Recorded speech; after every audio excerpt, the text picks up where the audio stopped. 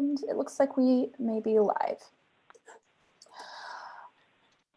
All right, welcome everyone to the Tuesday, March 17th / St. Patrick's Day edition of the Cross Project Council meeting.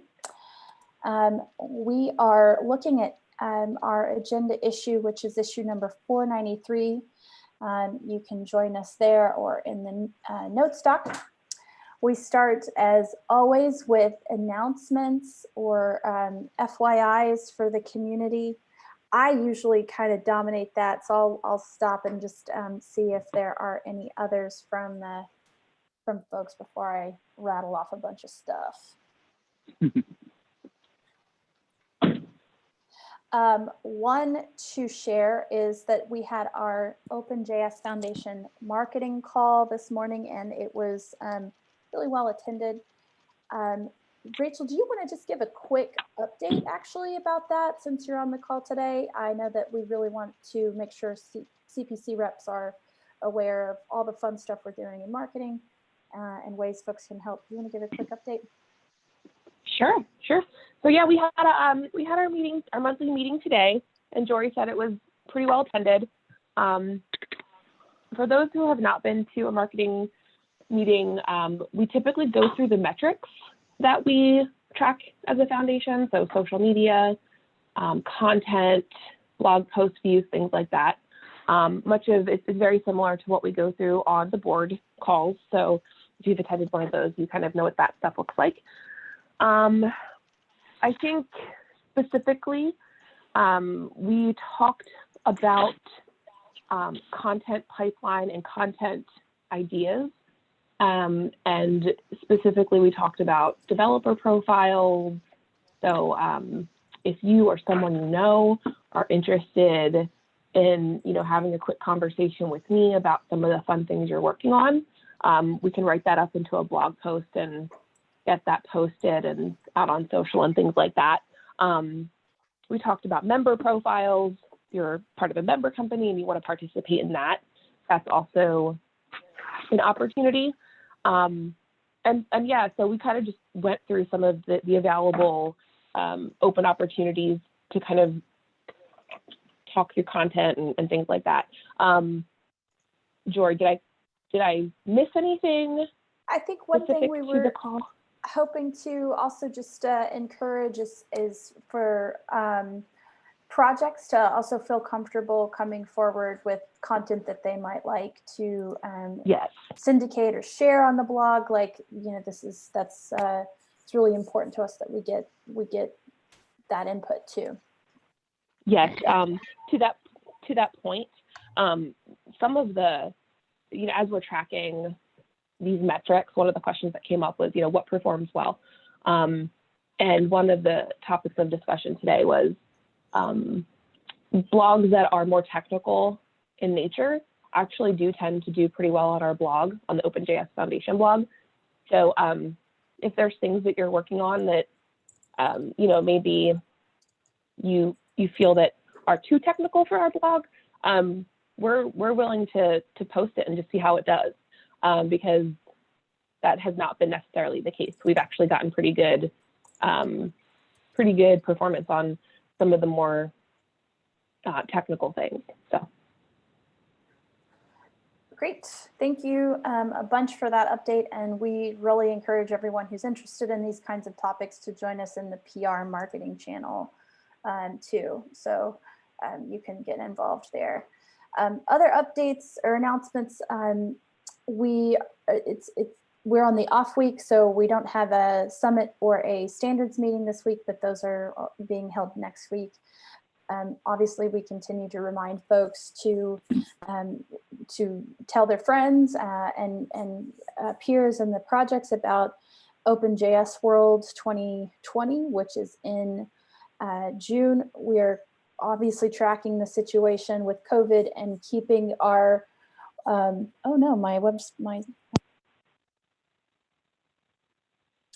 keeping the website updated with news about COVID and our plans there. So just be monitoring that. And I think that's really it for, oh, and last but not least, this is the last week for CPC nominations. So that's another important thing to get in before the end of the week. Any other announcements or anything I missed, y'all? Nope. Okay, groovy. Well, I would like to congratulate to NPM for becoming part of GitHub. I just want to, they play an important role in the JavaScript ecosystem, and I just wanted to congratulate to them for avoiding other worst outcomes than this. So I'm very happy. I'm very happy about the end result. So it's there was other options probably. So no, congratulations for NPM to NPM to become part of the GitHub family, and EP hooray to all of them. 3 cheers to that, Mateo. Oh, round of applause. Or finger snaps is what we used to do. There we go.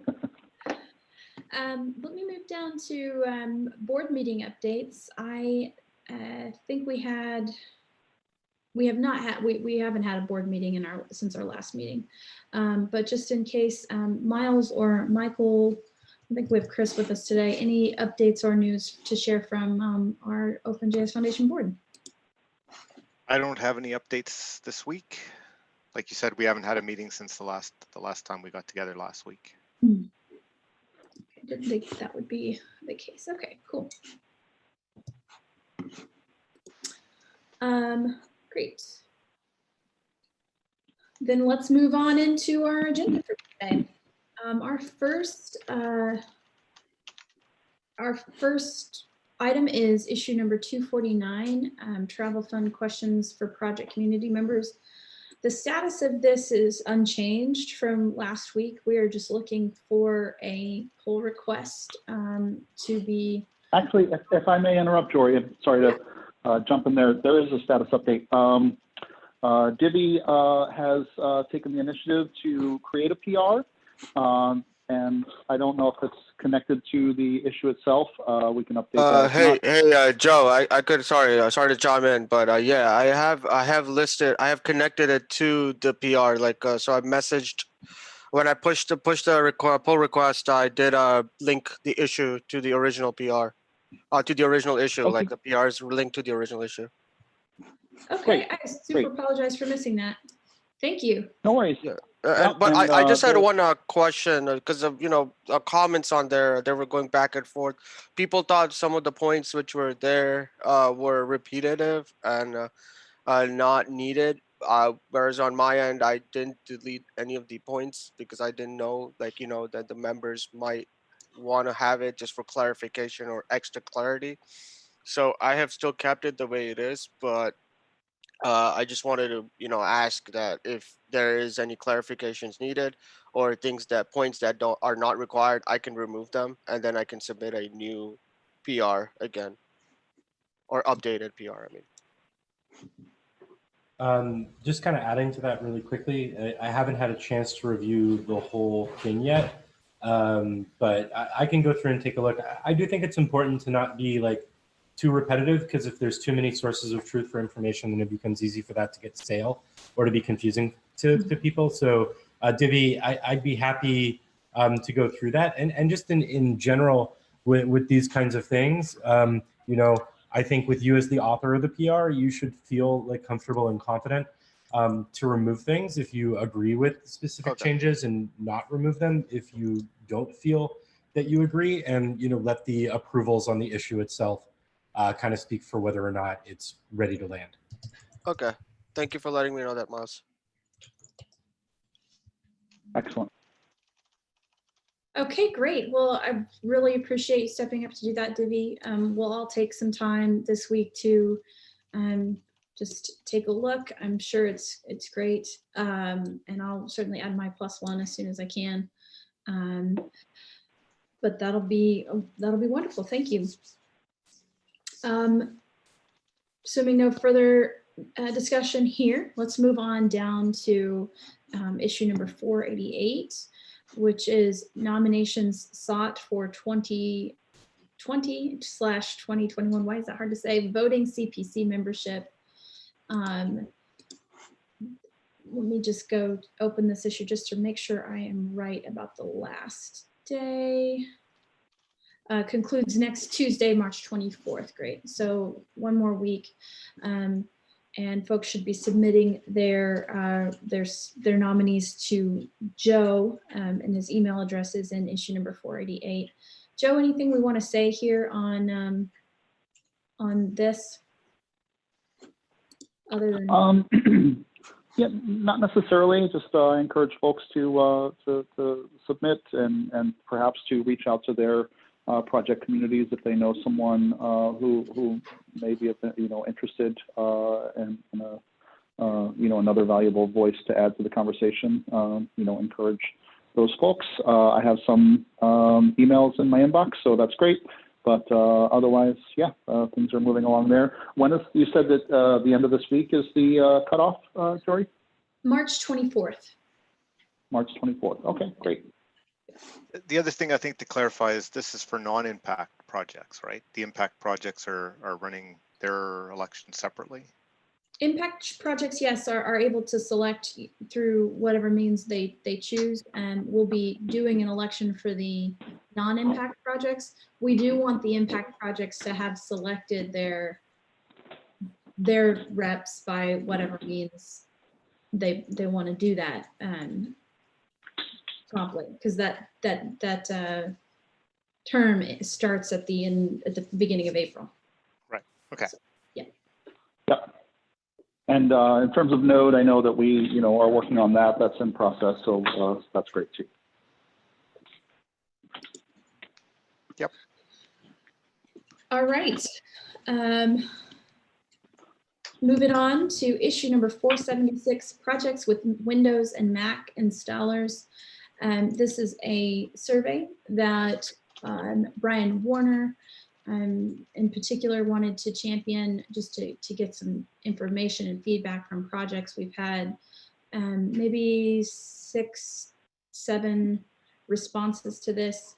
I'm not sure that we really need to leave the cross-project council agenda label on this any longer, but Michael, you're also a little bit involved with this. Any thoughts on that? You think we're done with this issue?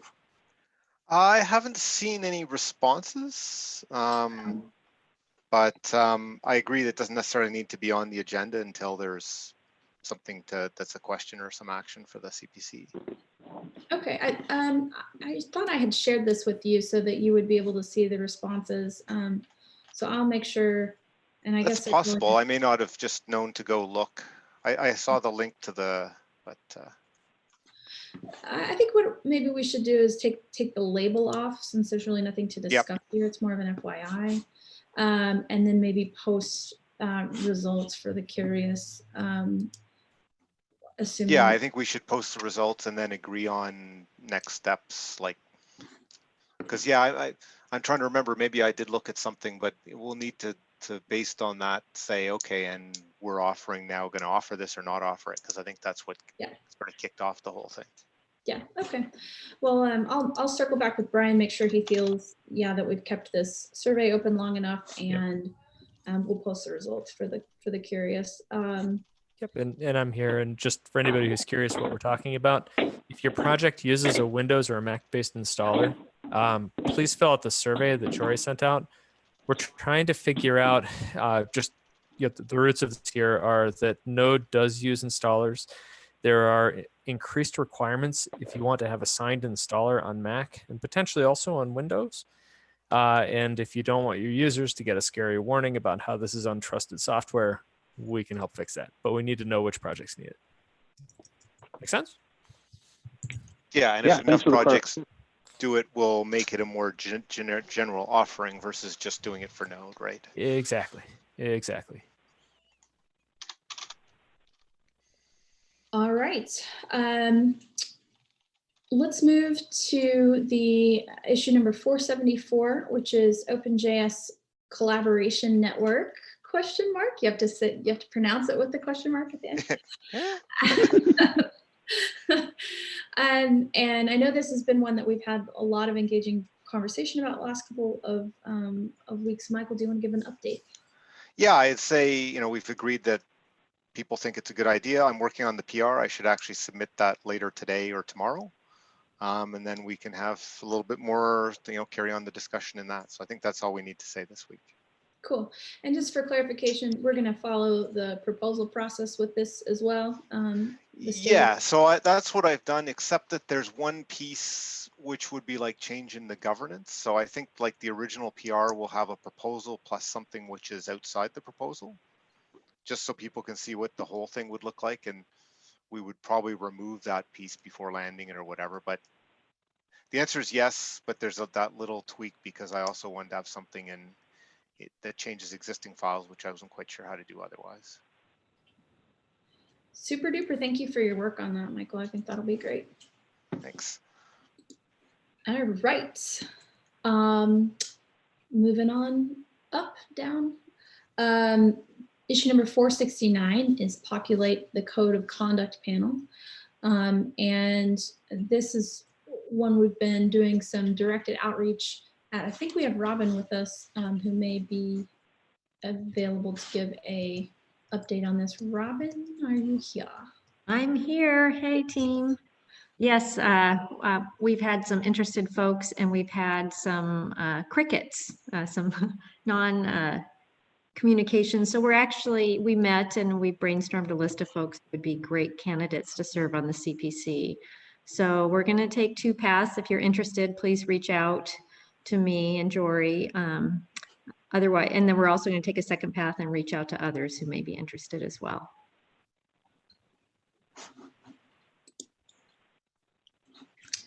So we do hope that we'll get those names kind of confirmed in a relatively quick period of time, and definitely appreciate folks who have raised their hands so far. Let us know. So I guess Brian had sent a couple emails, right? Have you gotten responses for like the board members, the CPC members?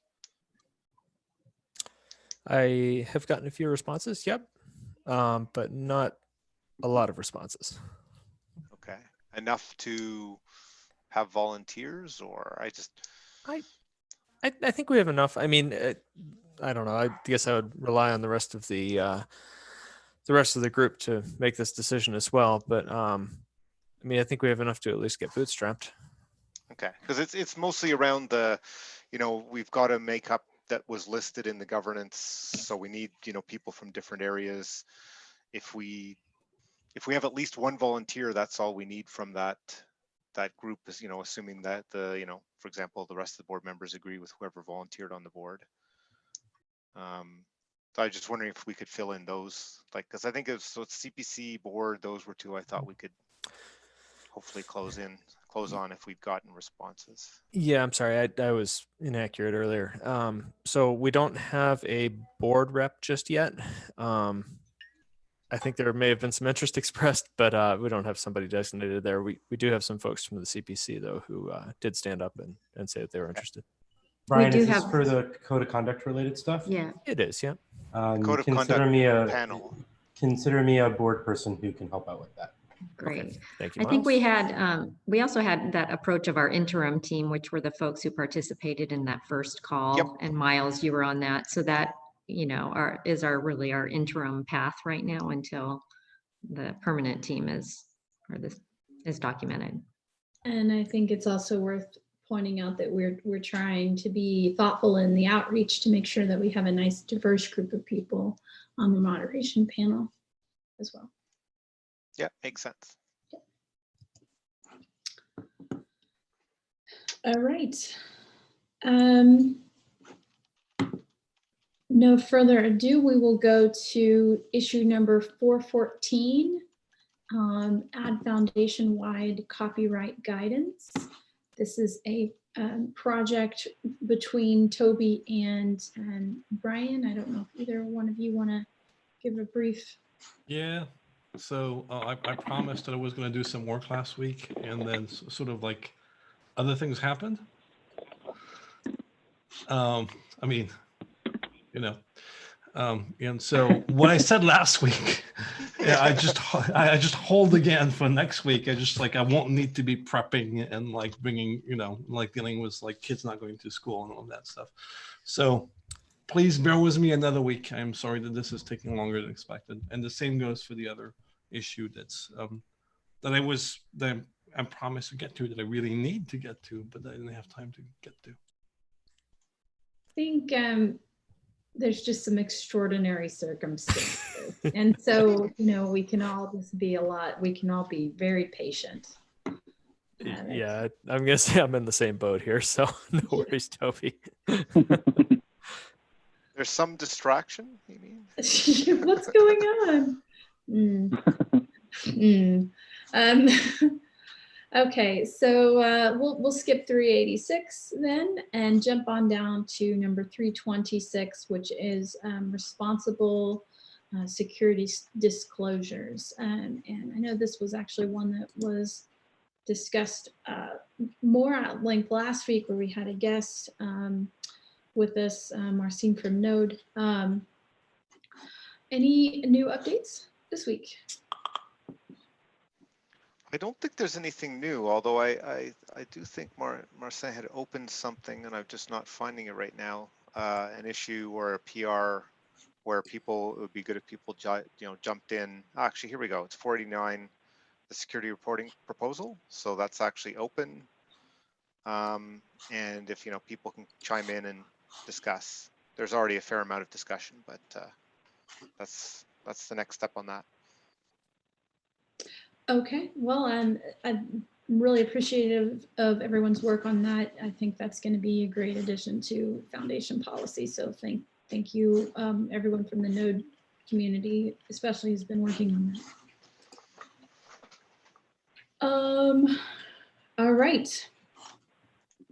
Number 90, project directed funding. I know this also got an update last week. Oh, go ahead, Robin. I think I can give a quick update. I did read off the board resolution last week, and Brian kindly updated our website. So I'm going to put in a link so it's there for all to see. So if you have any questions, give us a shout, but hopefully we have some more clarity there. Great. Yeah, thank you so much for this. Super useful. And so I'm wondering. Thanks everyone for working with us on it. I'm going to have to say that Rachel and Brian and I are going to have to drop at 11:30, but you all keep going. Okay. We have a couple of minutes. Okay, great. Just on that, we want to keep this issue open because the second half of the puzzle, which is like the crowdfunding exploration, is still ongoing. Or how does the group want to proceed with this issue? Should we split it off? I'm just looking at the description, the original description. So I think this one, which was open quite a long time ago, is actually scoped to what's been covered. So it might make sense to close it out and open a new issue unless there's been discussion in there that's, gone off in that other direction as well. I remember making a comment in there about like all of the specific funding needs we had, probably towards the bottom. Mm-hmm. If you want to use that as input for another issue. I think it's worth also adding that this is the last item in progress on the post-bootstrap housekeeping, which is pretty exciting. But so for what it's worth though, Michael, if we do close that, then like all the issues inside of that tracker are done. So if we wanted, I personally think we're probably better off leaving that open rather than starting a new issue, unless you think the content that is in there is distracting, just because it's not like there's new work to be done. It's still kind of waiting on the board to come with a recommendation. So my only concern would be starting a new thread may reignite conversation on something where we're just kind of blocked. So it doesn't really seem, I don't know. I'm trying to find the right, I'm not saying we shouldn't talk about it. I have no like, strong feelings one way or the other. I think like, I just looked at the issue, and if you look at the first thing, that's just been addressed. But if you think just leaving it open as our placeholder is I get what you're getting at. Like, let's just leave it open. That's the path of least resistance, least noise. Yeah, maybe we could just update that top comment to give the current status of things. Jory, if you don't mind, I can update your comment, or Yeah, alternatively, if you want. Okay, cool. So I could just update that comment to make it clear, like what has been done and what still needs to be done. So when people go to that issue, they at least have current context. That seems great, and then that would also just help folks see that this is not stale. It's just a long running conversation. Should we leave the CPC agenda label on it for now? I think we could drop the label until we have an update to give. Okay. Brian, could you put into the chat the link to, oh, it's right here, OpenJSF about project funding opportunities. Great. Thank you, Robin, for doing what I was about to ask Brian to do. Cool. You're welcome. All right, go team. All right, that's it for the CPC repository. We'll move on to our OpenJS Foundation standards repository, and issue number 58 there is chartering the standards team. I know the standards team, we made a lot of great progress last week. Miles, do you want to update on that one? Yeah, totally. I to be fair to everyone, opened a pull request 5 minutes before this meeting, so you could all have ample time to review. I'll drop it in here. Essentially, we had two things that we discussed on the last call that was blocking the chartering. One was the baseline documentation landing in the cross-project council repo, specifically the documentation around how a working group gets chartered, and then separately, like the actual text of the charter itself. Let me see if this will work.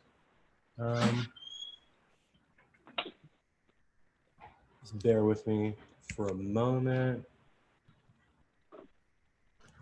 Like, share just the specific window I want to share.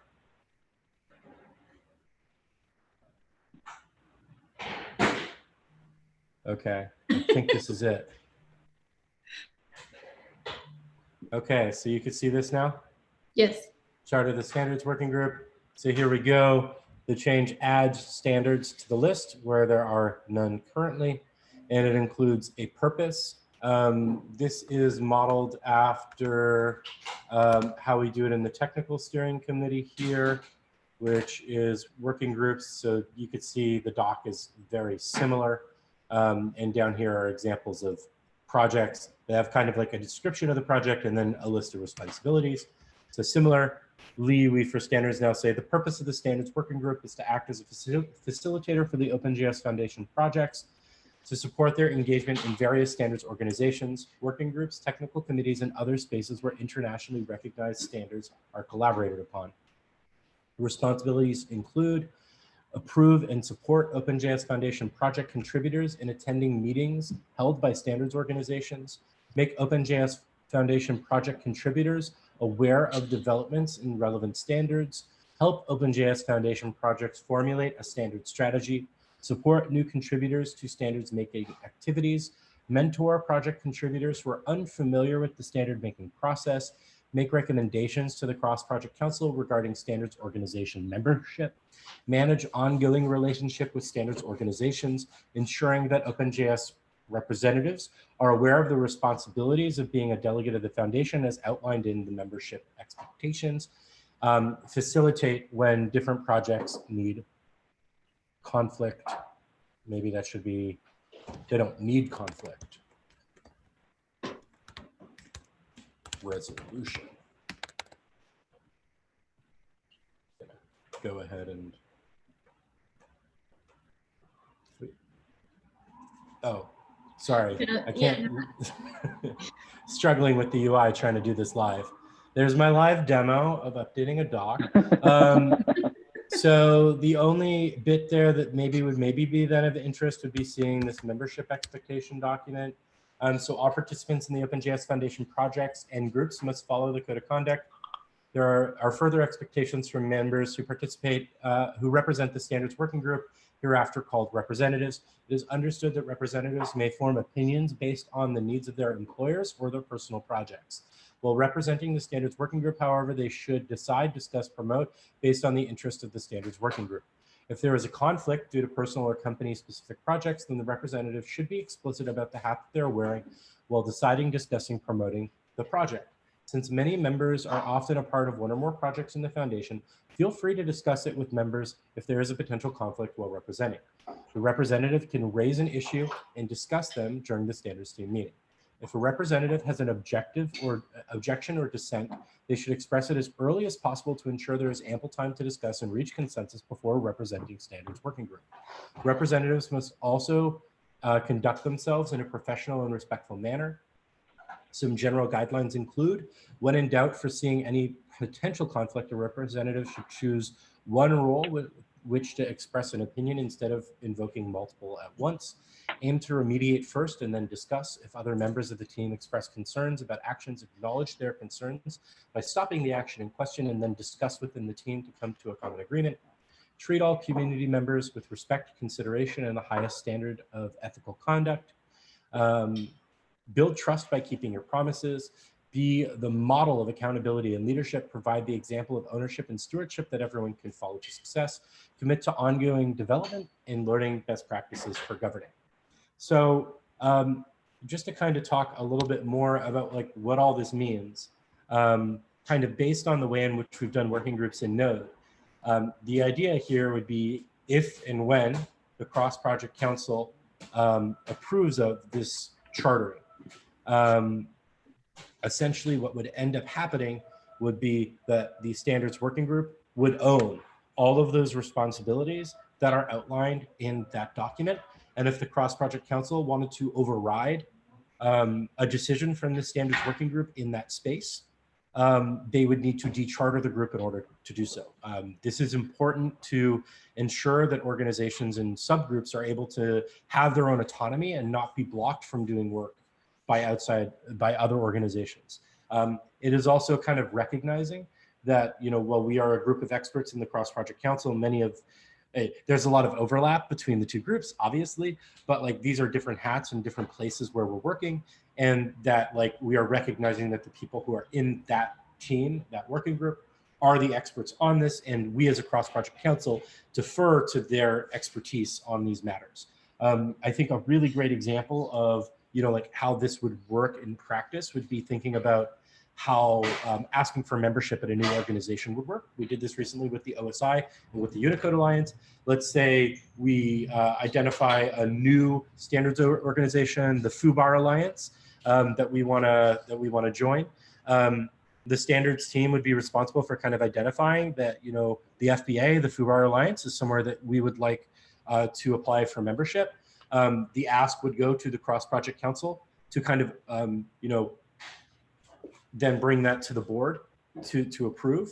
One could argue that the standards organization could go directly to the board with these things, although I'm imagining that for all the projects and working groups within the OpenJS Foundation, the CPC acts kind of as like an API to the board so that the board doesn't have all sorts of folks reaching out independently. If the CPC had concerns about it or objections, those could be raised and talked through with the working group. But I could imagine in a world if the CPC wanted to override this decision, it should come with a dechartering of the group, because it would essentially be us saying, like, you're no longer the experts in this space if we're making that decision. Now, there may be reasons outside of our control that we can't do it, extra context that's being brought to the standards team that they didn't have initially, such as it's brought to the board to do legal review, and legal finds out that the FUBAR Alliance is actually not a 501c organization. They are a for-profit venture-funded startup, and we don't actually want to give them our money. And that could be a reason that it comes back to the standards org and we don't move forward. but these things will be a little blurry and we'll have to navigate them kind of one step at a time. But I just wanted to kind of clarify the importance of the autonomy in which we're trying to put in place, especially when it has to do with sending people to standards groups. So once this is approved and landed, the standards working group will be sending people. And actually another example, and then I'll stop blabbing, would be sending a person. So the standards working group would be the authority to approve that someone should go representing the foundation to these standards bodies. And but we are not approving a travel fund. We will be justifying, and part of our process that we have in our governance is reviewing the request and potentially advising people to handle things remotely. So for right now, if someone's like, hey, I want to go to the standards meeting, we'd probably say, well, none of them are happening in person, you should go remote. But if they wanted to go to one in Japan and they're located on the East Coast of North America and it's something for a single work item that could be done remotely, the standards group may advise, how they engage in a way that's respectful of the travel fund, but approving the actual travel fund for that person would still fall on the CPC for approving those funds. And in the same way that a project member from any project will come and request funds from the CPC, and the CPC may check with those projects to ensure that these funds are being allocated appropriately, the standards working group would fill that role for standards related activity. And so I think it shows a good, at least to me, a good example of how we're still collaborative here. There are no silos, but it's just about kind of ensuring that when we say we're sending this person to represent the foundation, we truly mean that. And we don't need to come and kind of get approval from the CPC every time we want to do that, because that would create a lot of undue friction for the team. Any questions or concerns? I guess one other high level question, and then I am actually done talking, is what do we need for this to actually be approved and landed? Because I don't know if we put explicit governance in the approval of working groups yet. I assume we probably want to have maybe an approval from a majority of voting members or something, but maybe it would be good to get a pulse on how people feel about that. So I have 2 comments. First of all, I think it's very good and very complete and captures the way work happens in standard organizations very well. So that's great. The second one is a really tiny thing that I would do an NPR if I could, but I think that in the document on the membership expectations that you shared, it's not part of that PR. I think it would be useful to also mention that different standards groups often have their own code of conducts and their own rules that representatives are supposed to abide by, that might be slightly different. And that's, actually just at least worth mentioning that and making sure that people also abide by those. That makes a ton of sense to the membership expectation doc, in my personal opinion. And I think just opening a PR against that over in the standards group makes a ton of sense to me. Okay, we'll do the work. I think on the other question, adding a section to the governance that's, we have approving project charters, merging PRs into this repository, it probably is worthwhile having approving working groups. And, we can either choose one of the existing ones, the approving project charters is there's no standing objections or 2 or more approvals by voting CPC members, and it's been open for at least 14 days. It also includes the board's been consulted, but I don't think that the board needs to be consulted in this case. So we could choose that or choose some other time, amount of time to have gone by. My personal preference would be to keep it consistent with other time. Yeah, so the 14-day requirement, just because there's really no need to try and keep track of different lengths of time, because it seems arbitrary. So yeah, I'd agree with that as well.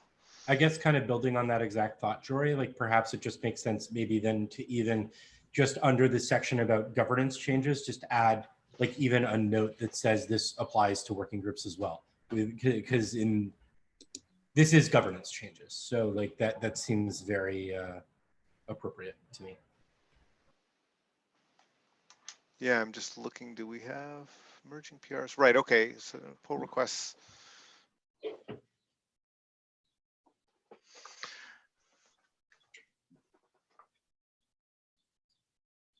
Right, so the government, yeah, that's probably just like that basically says 14 days and you're probably right.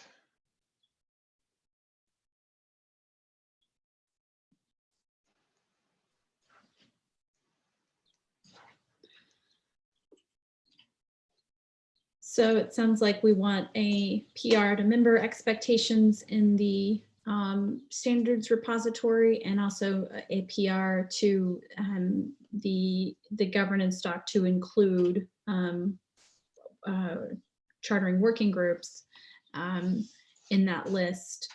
Any other actions we need to write down here now?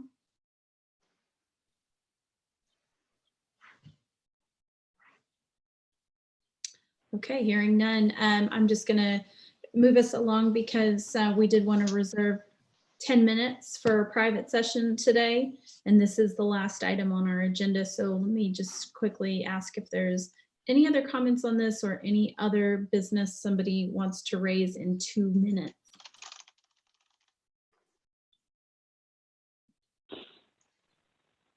Okay, cool. Hearing none, I want to thank everyone for joining us for this public session. We're going to close our live stream. We'll see you here, same time, same place next week. Actually, different time, but Tuesday next week for our next edition of this meeting. And I'm going to drop the stream now. So.